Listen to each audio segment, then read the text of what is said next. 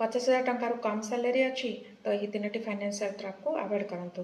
Trap number 1 bye now पे letter option. आजिकल बहुत सारा ऑप्शन अवेलेबल अच्छी आपण मैंने एबे किनेदेवे पर ताको पे करेंगे। यहाँ गोटे ट्रैप बहुत ही हेवी टेंशन प्लीज अवॉइड करंतु। Second trap unnecessary insurance. गोटे हेल्थ इंश्योरेंस प्लस गोटे टर्म इंश्योरेंस एनफ। बहुत सारे इंश्योरेंस आपणकर सेविंग्स को रुइन करदेव। Trap number 3 expensive EMIs. Status पाई expensive gadgets expensive car loans किसी आवश्यकता नहीं। यह आपणकर लाइफ को पूरा बर्बाद करदेव। रूल कौच सैलरी 20% लेस आपणकर ईएमआई रहा उचित। तेणु यही 3टी ट्रैप को अवॉइड करंतु आउ स्मार्ट सेविंग्स करंतु फ्यूचर लाइफ सिक्योर करंतु। ये फाइनेंशियल हैक्स में मो चैनल को सब्सक्राइब करंतु। जय जगन्नाथ।